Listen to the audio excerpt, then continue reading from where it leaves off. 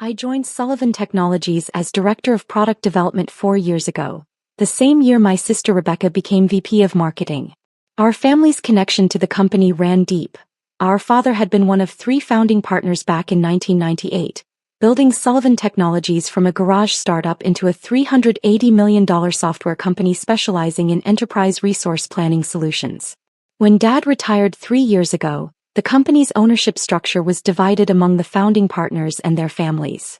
Dad retained 18% ownership, Uncle Greg held 15%, and the third founding partner, Marcus Sullivan, no relation to our family despite the company name, owned 22%. The remaining 45% was distributed among various board members, early employees, and outside investors who'd supported the company through its growth phases. At least that was the ownership structure everyone believed existed. The reality was considerably different, but I'd spent 3.5 years ensuring nobody discovered that fact until I was ready to reveal it. My position at Sullivan Technologies started modestly. Director of Product Development was a solid mid-level role. I managed a team of 18 people, oversaw the development roadmap for our flagship ERP platform, and reported to the Chief Product Officer. It was respectable work, but nothing that would make anyone think I had ambitions beyond product management. Rebecca, meanwhile, had always been the ambitious one. She joined Sullivan Technologies with clear executive aspirations, networking aggressively with board members, positioning herself as a strategic thinker, and making sure everyone knew she was destined for the C-suite.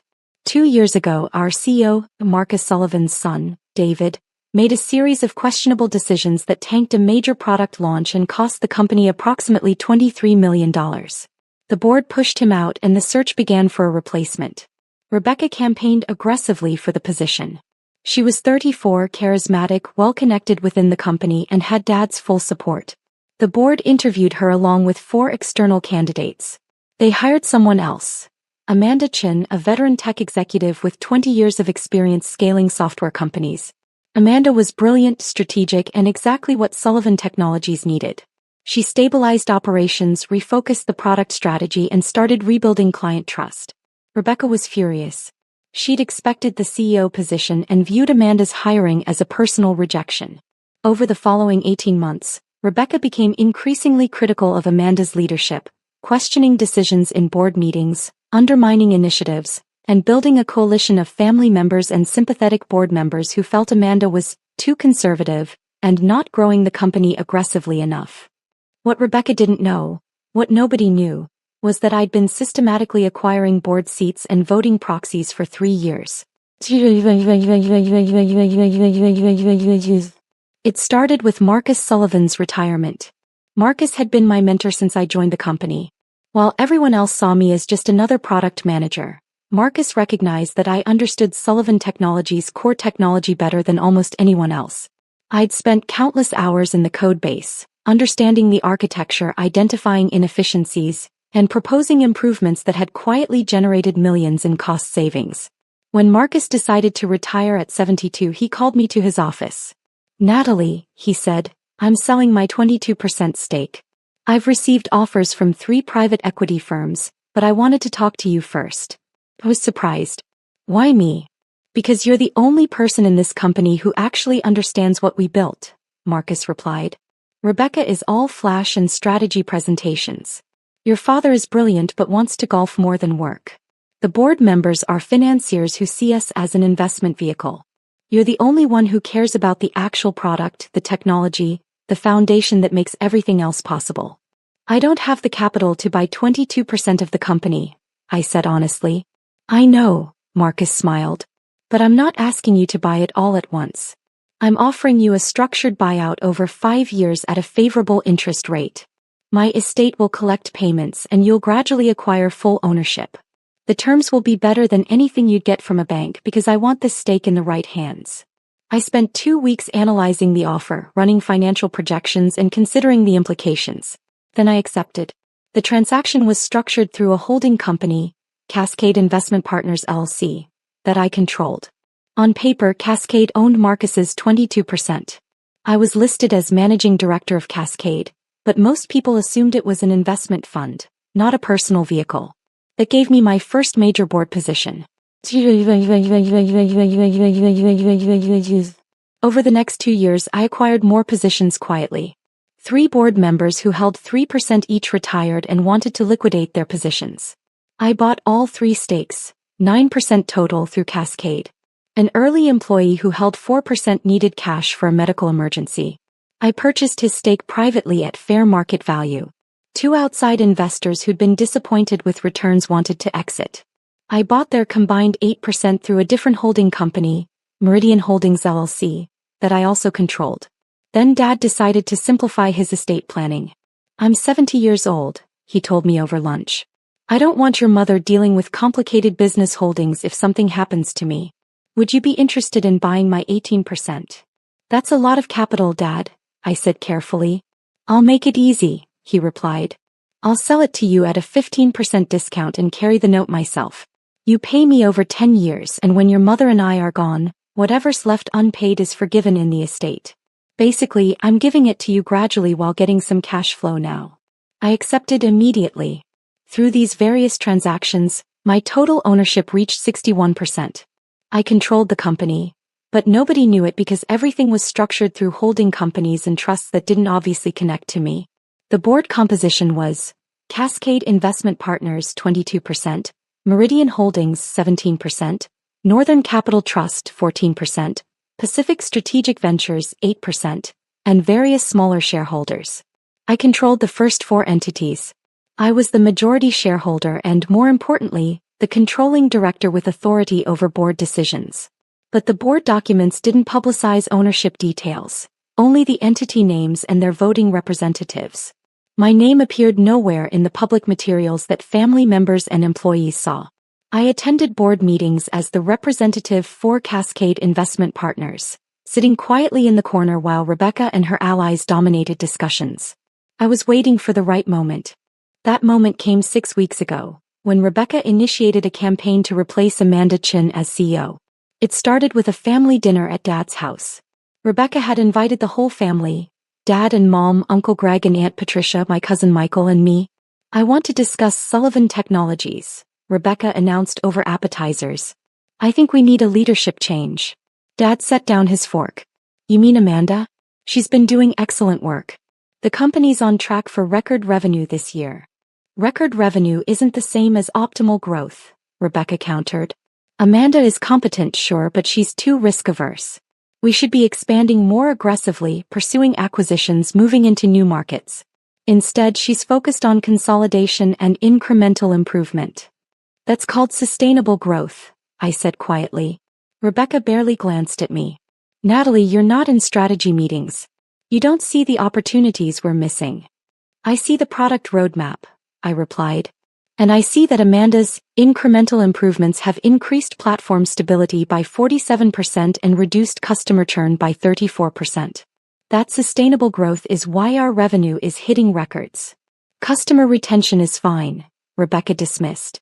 "But we need visionary leadership. Someone who'll push boundaries and take big swings." "Someone like you?" I asked. "Yes," Rebecca said without hesitation. "I should have been CEO 2 years ago. The board made a mistake hiring Amanda, and it's time to correct it." Uncle Greg leaned forward. "Do you have board support for this?" "I've been talking to board members," Rebecca confirmed. "Several agree that Amanda's leadership style isn't ambitious enough. If the family unites behind a leadership change, the board will have to listen. We control enough voting influence to make this happen." I said nothing, just continued eating my salad. "What do you think, Natalie?" Mom asked. "You work closely with Amanda.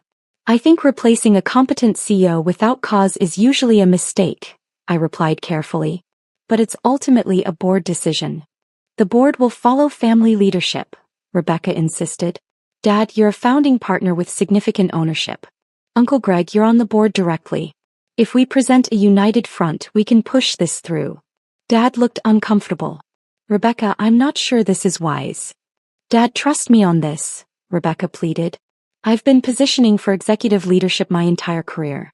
This is the right move for the company and for our family's legacy." After 2 hours of discussion, Rebecca got what she wanted: a family consensus to pursue Amanda's replacement. I abstained from the vote, saying only, "I'll support whatever the board decides officially." Rebecca moved quickly. She scheduled an emergency board meeting for the following month, citing strategic concerns requiring immediate board attention. She lobbied board members individually, building support for Amanda's removal and positioning herself as the obvious replacement. I watched it all happen, attending board meetings as Cascade's representative, saying nothing while Rebecca presented her case. 2 weeks before the emergency meeting, Rebecca felt confident enough to approach Amanda directly. I was in Amanda's office discussing a product integration issue when Rebecca knocked and entered without waiting for invitation. "Amanda, can we talk?" Rebecca asked, her tone falsely sympathetic. "Of course," Amanda replied professionally. "Natalie, do you mind?" "Actually, this concerns the board," Rebecca interrupted. "Natalie can stay if she wants. She should probably hear this anyway." I stayed curious about Rebecca's play. "Amanda, I want to be direct," Rebecca began. "The board has concerns about your leadership direction.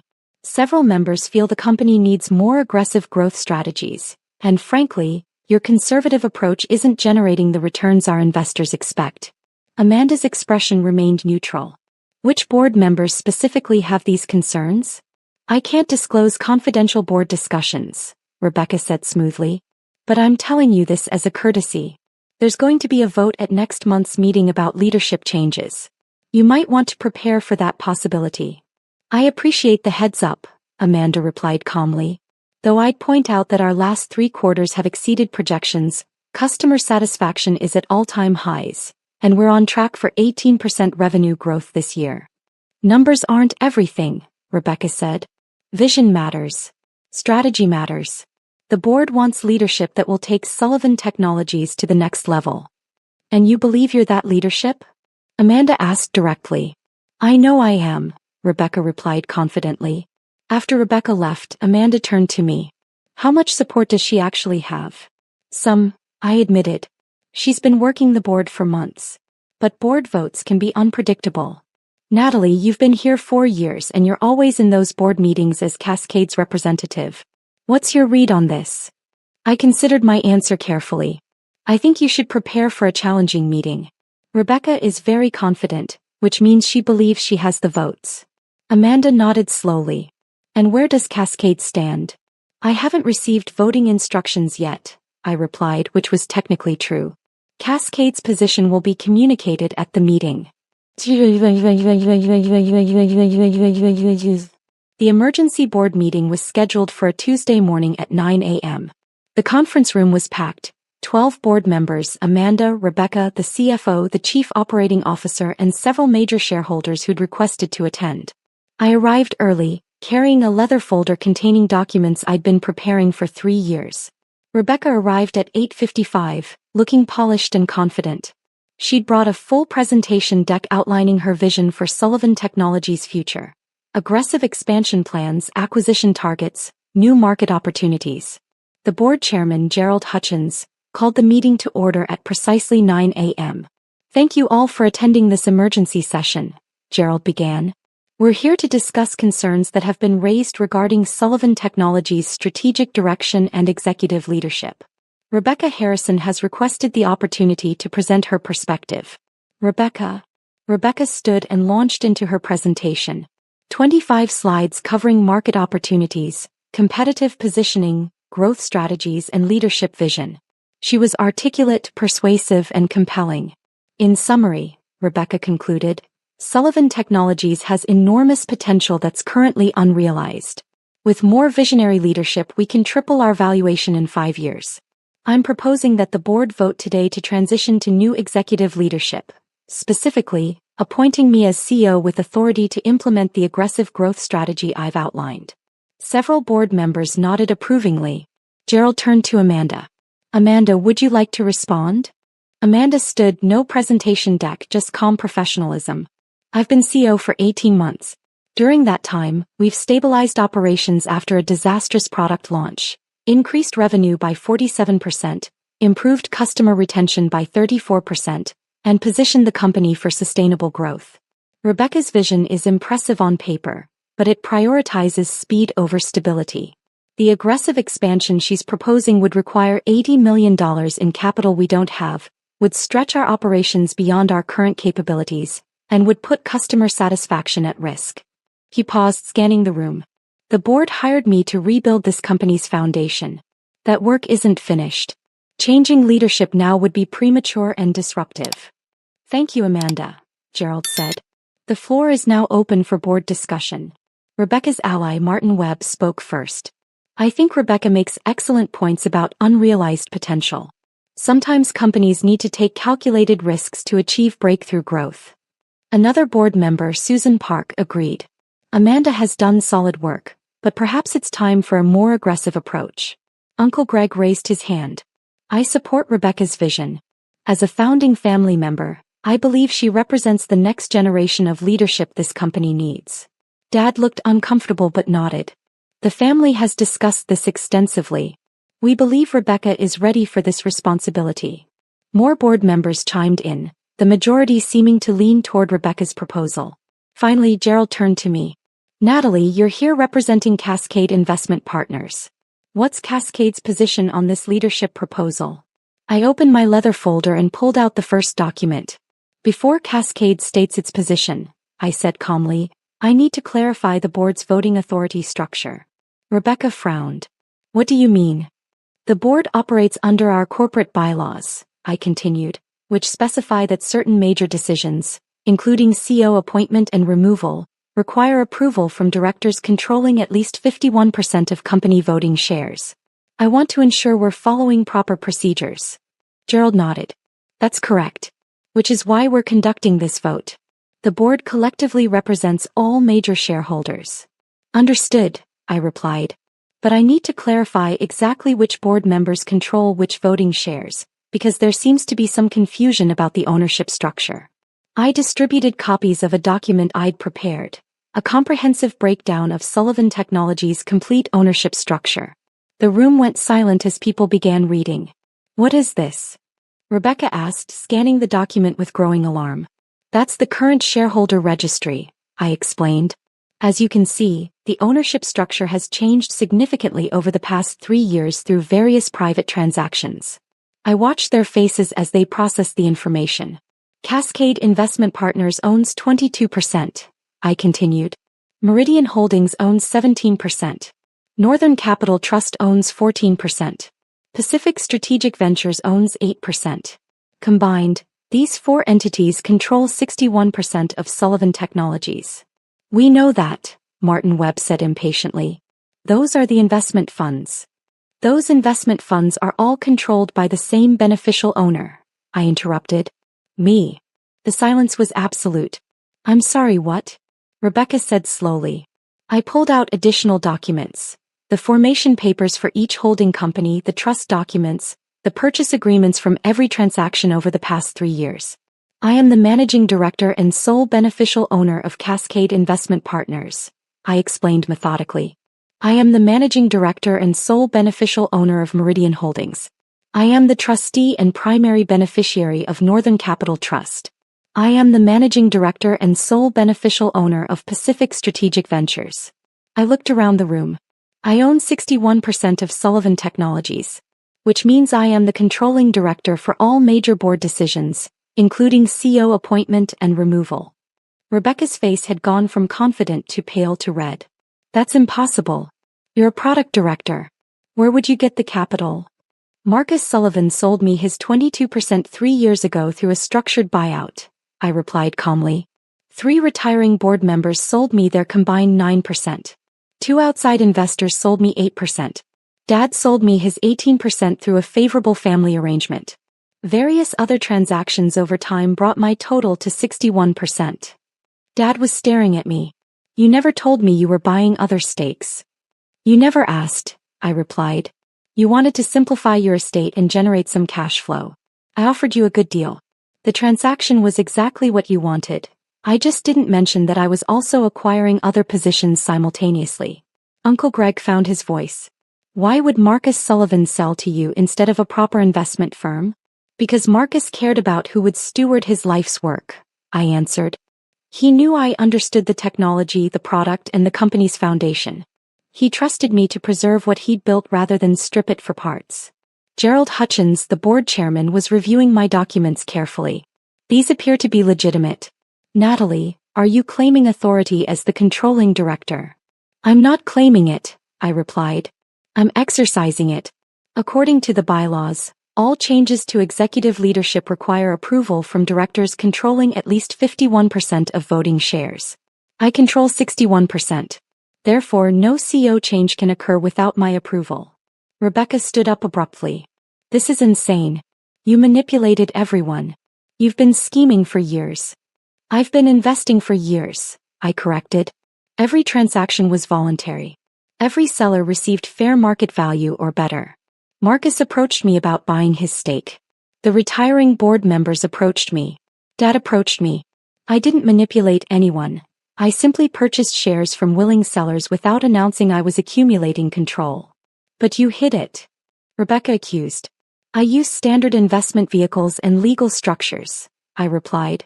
Nothing I did was hidden. It's all documented in corporate filings. You just never bothered to look beyond the entity names to see who controlled them. Susan Park spoke up. Natalie, why keep this secret? Why not disclose your ownership position? Because I wanted to see how the company operated when no one knew I was watching, I said. I wanted to understand the real dynamics. The politics, the decision-making, the strategic thinking. If everyone had known I was the majority owner, they would have performed for me instead of showing me who they really were. I looked directly at Rebecca. And I wanted to see if my sister would try to remove a competent CEO out of personal ambition, or if she'd prioritize the company's actual interests. Now I know. The room erupted into chaos. Rebecca was shouting about betrayal. Uncle Greg was demanding to know why Dad had sold me his shares without consulting the family. Martin Webb was trying to understand the legal implications. Gerald Hutchins banged his gavel. Order. Everyone calm down. The room quieted gradually. Natalie, Gerald said, as the controlling director, what is your position on the CEO leadership proposal? I looked at Amanda, who was sitting very still, clearly as shocked as everyone else. I oppose any change in CEO leadership, I stated clearly. Amanda Chin has been exceptional. She stabilized this company, refocused our strategy, and delivered consistent results. The aggressive expansion Rebecca is proposing is poorly researched, undercapitalized, and would put customer relationships at risk. I pulled out another document from my folder. I've prepared a detailed analysis of Rebecca's proposed strategy. The acquisition targets she identified are overvalued by an average of 43%. The new markets she wants to pursue have entrenched competitors and would require 18 to 24 months to break even. The $80 million capital requirement would necessitate either significant debt, which would harm our balance sheet, or outside investment that would dilute family ownership. I slid the analysis across the table to Gerald. Rebecca's vision isn't wrong, it's just premature. We need another 2 years of foundation building before we're ready for aggressive expansion. Amanda is the right leader for this phase. Rebecca's voice was shaking. You can't do this. You can't just block the family's decision. I'm not blocking the family's decision, I interrupted. I'm exercising my authority as the controlling shareholder. This is how corporate governance works. You wanted to use family influence to replace the CEO. I'm using ownership control to prevent that. Both are legitimate exercises of power. Mine just happens to be stronger. Gerald, Rebecca turned to the chairman desperately, this can't be legal. There has to be some governance violation. I've reviewed the documents, Gerald replied. Everything appears properly structured. Natalie owns 61% through legitimate transactions. As controlling director, she does have authority over major decisions including CEO appointment. Unless someone can demonstrate fraud or procedural violations, her position is legally sound. Dad finally spoke. Natalie, why didn't you tell us? Would you have believed me? I asked. 2 years ago, if I'd told you I was buying up the company, would you have taken me seriously? Or would you have dismissed me as the product director who didn't understand real business strategy? Dad had no answer. I spent 3 years being underestimated, I continued. Rebecca treated me like a technical employee who didn't belong in strategic discussions. Board members saw me as the quiet representative in the corner. Everyone assumed I was just doing my product management job without bigger ambitions. That underestimation allowed me to build this position without interference. I looked at Rebecca. You've been campaigning for CEO for 2 years. I've been building actual control for 3. You focused on visibility in politics. I focused on acquiring power. Now we both see which strategy was more effective. The meeting ended in disarray. Rebecca stormed out, refusing to speak to anyone. Uncle Greg and Aunt Patricia left quickly, both looking shell-shocked. Dad stayed behind, sitting silently while the room emptied. Amanda approached me cautiously. Natalie, thank you. I'm not entirely sure what just happened. I prevented an unnecessary leadership change, I replied. You're doing excellent work. The company needs stability, not disruption. But you own 61% of the company, Amanda said slowly. Which means you could replace me whenever you want. Am I working for you now? You were always working for shareholders, I pointed out. I'm just the majority shareholder. Continue doing what you've been doing. Deliver results, build the foundation, make smart strategic decisions. As long as you do that, your position is secure. And if I don't? Amanda asked. Then we'll have a different conversation, I replied honestly. But I don't expect that to happen. I didn't spend 3 years acquiring this company just to install poor leadership. Amanda nodded slowly.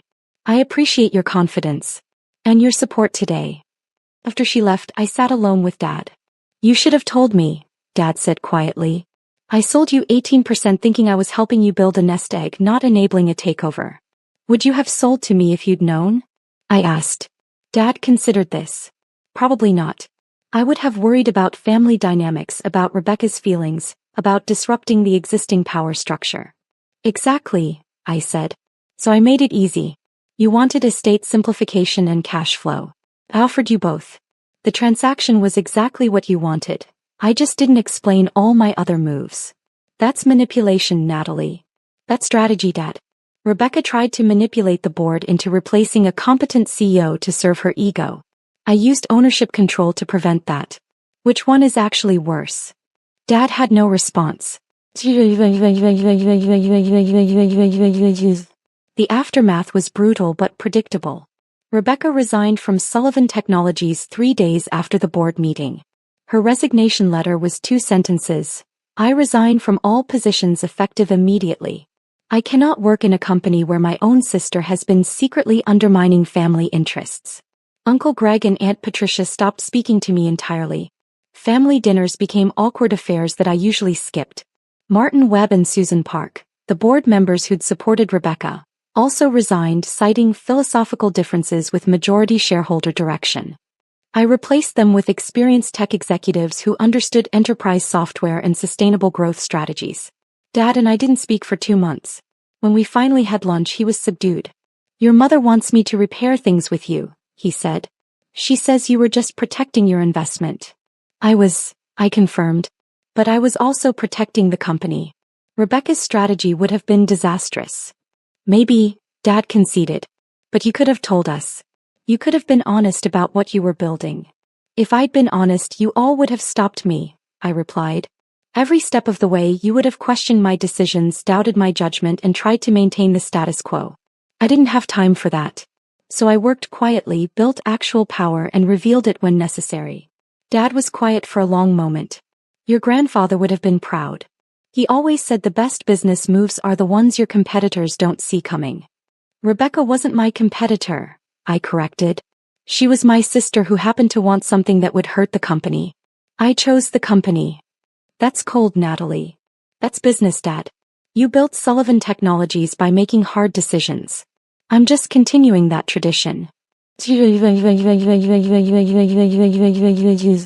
18 months after the board meeting, Sullivan Technologies was thriving under Amanda's continued leadership. Revenue had grown 34% since Rebecca's resignation.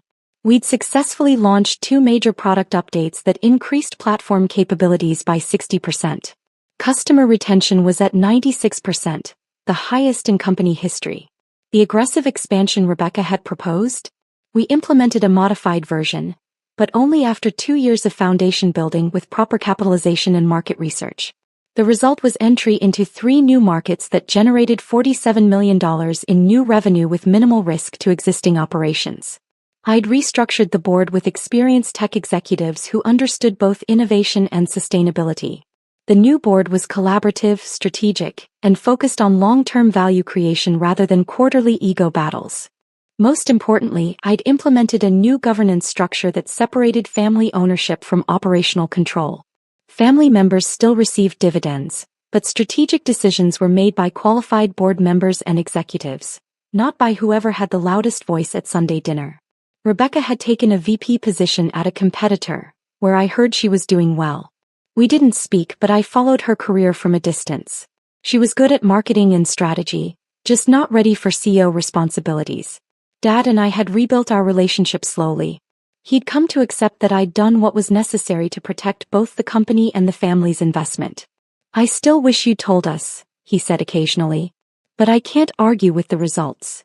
Uncle Greg remained distant, but Aunt Patricia had eventually reached out.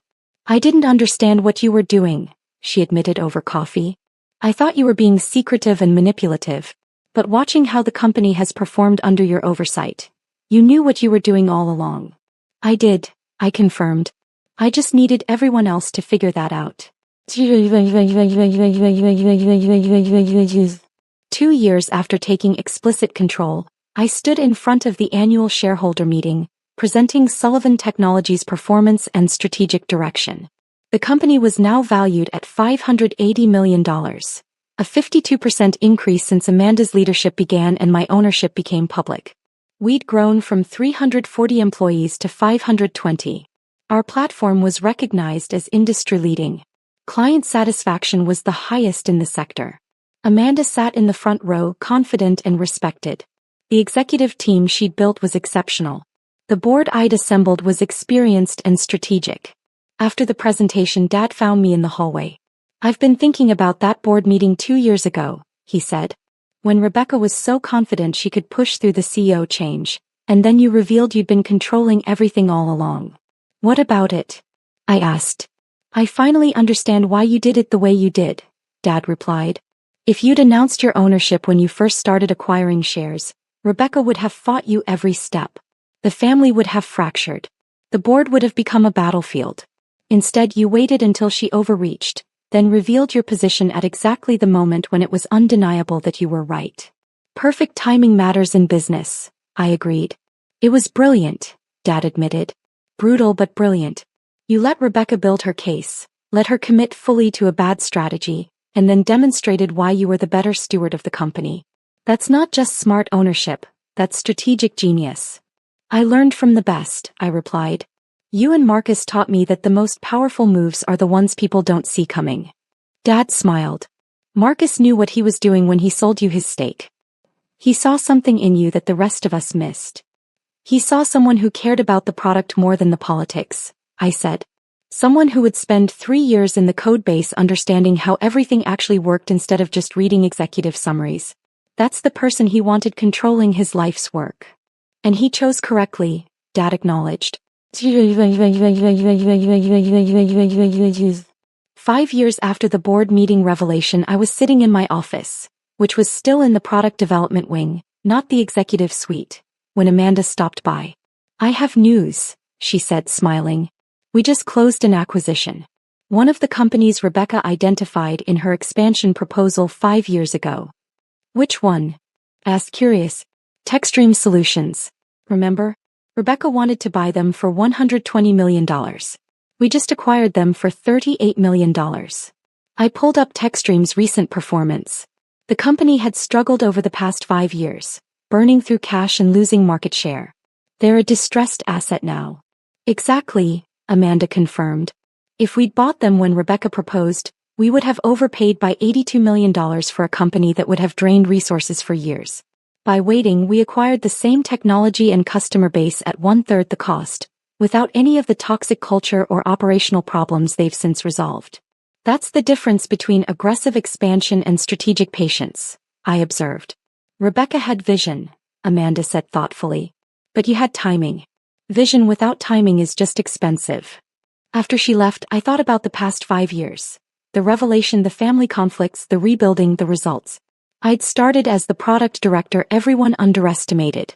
I'd become the controlling shareholder nobody saw coming. Rebecca had wanted to be CEO through force of personality and family influence. I'd become the company's controlling owner through patient strategy and systematic execution. She'd focused on the title. I'd focused on the power. She'd wanted recognition.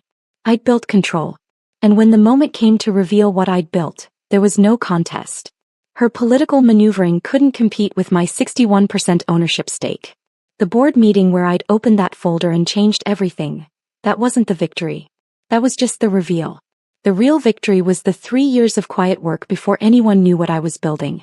The relationships with sellers like Marcus who trusted me. The careful legal structuring.